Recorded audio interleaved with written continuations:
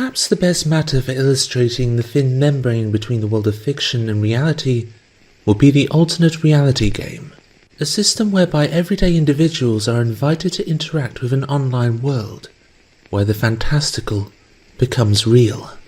Maybe it was inevitable that one of the most popular entities from this growing trend would find its way into a piece of media that is also famous for blurring the lines of fiction.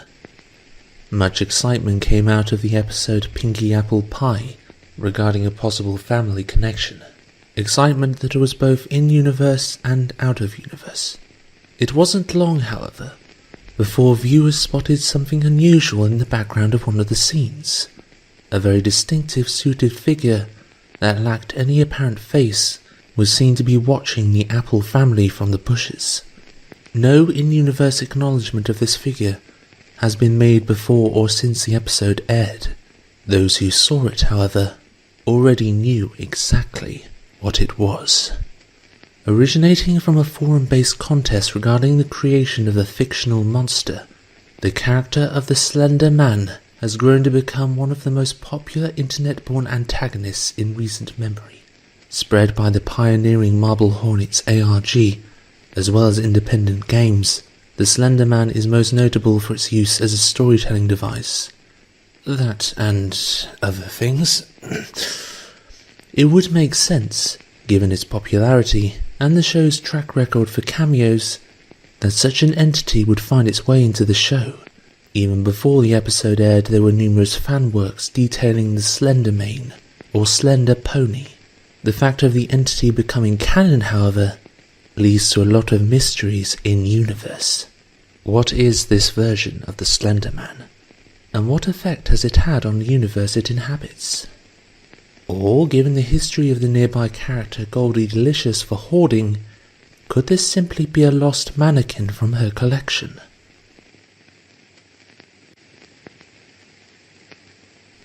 Compared to many previous entities in the Society's case files, little is known of this image beyond what it represents. As such, the only reference we have for this being is out-of-universe sources, of which there are millions. Part of the appeal that comes with the Slender Man is the blank slate nature of its existence, seen as anyone can create their own version of the character. Thus, for the purpose of this analysis, we are going to focus on the two oldest and most prominent interpretations, as well as two other possibilities.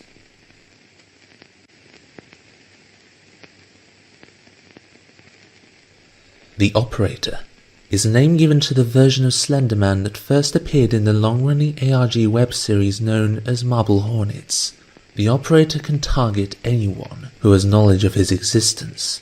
Those he targets, he slowly takes control of, using them as a means of spreading his influence to as many as possible. The calling card of his presence is a drop in temperature followed by a severe coughing fit, or at its worst, a paralyzing seizure. Some of his abilities include the manipulation of space-time and the removal of specific memories from his victims. Could a version of the Operator be living in Equestria? Given how few in-universe individuals knew of the Marble Hornets Operator's existence, that does not seem implausible. Maybe, like in Marble Hornets, the being's presence is simply misdiagnosed as a psychological illness. There are, however, two problems with this assessment, those being Princess Celestia and Discord. The multi-part episode Twilight's Kingdom established that Celestia had a limited form of foresight that allowed her to detect oncoming threats.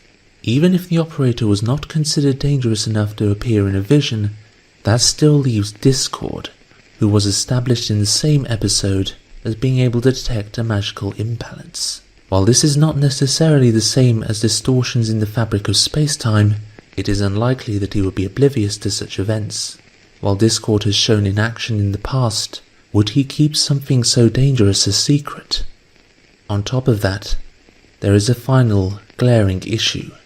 Pinkie Pie and at least 4 members of the Apple family have been in close proximity to this being and show no evidence of Operator sickness, a clear indicator that this is not the Operator. Whatever the reason for its presence outside the house of Goldie Delicious, none of the ponies nearby are any worse for wear. If we return to the original Slender Man, there are numerous differences. Less interested in control than his previously described counterpart, the main motivator behind this entity seems to be the capture or slaying of young individuals. Not yet exhibiting the debilitating effects of the operator, the Slender Man still retains some supernatural sense of power over others, frequently manipulating humans to act on his behalf. In this sense, he has often been compared to the original tales of fairies, otherwise referred to as the Fae, who were frequently believed to exhibit deeply malicious tendencies. More active than his operator counterpart, many of his victims, young or old, are known to simply disappear. So, is this framework applicable to the entity watching the Apple family in Pinky Apple Pie? Taking into account how Apple Bloom was one of those present, this is a disturbing possibility. As yet, nothing has really come of this. If the character of Apple Bloom was in danger, surely we would know by now. Not to mention the same rules as before also apply. Even if we dismiss Celestia's ability to see threats to Equestria, since it hasn't always been successful, that still leaves Discord. With that said, Discord wasn't always in the picture. Maybe the reason Apple Bloom hasn't been targeted is because of Discord's reformation. As such, that leaves a massive space in the timeline in which a being like this could have continued to act under the radar. Are there any members of Equestria that have mysteriously Oh, no. We're really doing this, aren't we? Okay. A common headcanon regarding the loss of the Apple parents is that they simply disappeared. While this hasn't been canonically confirmed, and probably never will, the Society still finds it curious that an entity resembling the Slender Man would be residing so close to an out-of-town family member. Maybe they were visiting Goldie at the time of their disappearance.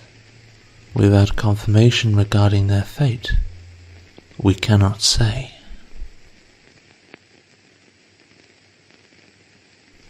Another possibility that would not be unlikely in the world of MLP is that the Slender Pony is simply not the same as the usual variations of the character. Maybe it is merely a benign forest spirit with a strong sense of curiosity. Maybe it has actively sought to change its behavior in order to survive the pony takeover. After all, the current population of Equestria has a history of suppressing both wildlife, other sentient species, and even the weather. For all we know, ponies might be terrifying to such an entity. In this scenario, both Celestia and Discord have a good reason for not bothering with the being's presence. It just isn't necessary. There is, however, a final, curious possibility. At first, this would seem to be the least interesting possibility. What if the entity was nothing more than a misidentified mannequin, intended as a reference rather than a genuine cameo? Whether or not that is the truth behind this sighting, remember that the wall of fiction and reality is rarely that clear-cut. Between 1966 and 1967, an outbreak of strange activity occurred around a town in West Virginia. At the beginning of the events, some people reported seeing a large, red-eyed humanoid similar to a Bigfoot, while others reported encountering massive bird-like creatures not unlike the mythical Thunderbird. At some point these two became blended, either by misunderstandings or the effect of suggestion induced by others' previous experiences. Even people who already made their statements regarding what they saw ended up subtly changing their story over time, maybe not consciously, but in a manner that was noticeable in hindsight. Despite that, the Mothman, as it has come to be known, continues to be seen on rare occasions. Now, granted, this is more to do with the perception of reality around us than the idea of fiction actually becoming real, but in the context of a fictional universe, the outcome can be far more literal. We need only look at the example of Derpy Hooves, or Ditsy Doo, to see that very same phenomenon played out.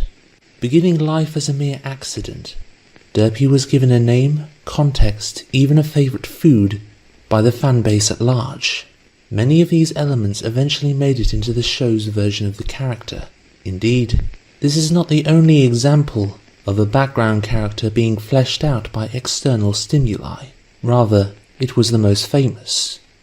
The main takeaway of this section is this. It does not matter what this background element was meant to have been in context. What matters is how each of you can perceive it. Because even something that is fictional in universe does not always remain so. Maybe by believing in the canonicity of the Slender Pony, you are unwittingly bringing it to life.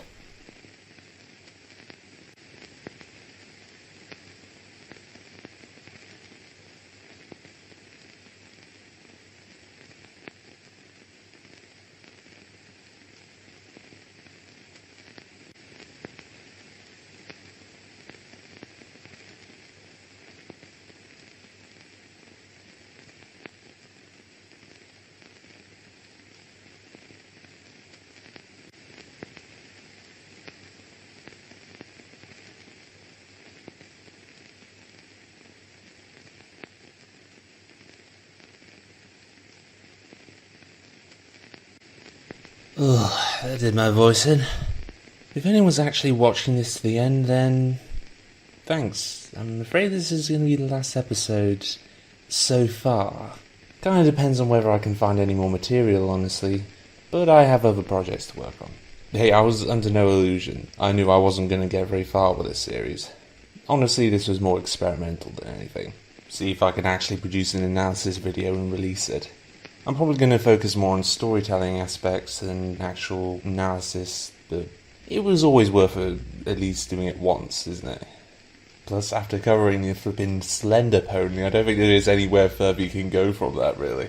I mean, might as well end on that high note. So yeah, we'll see what happens next.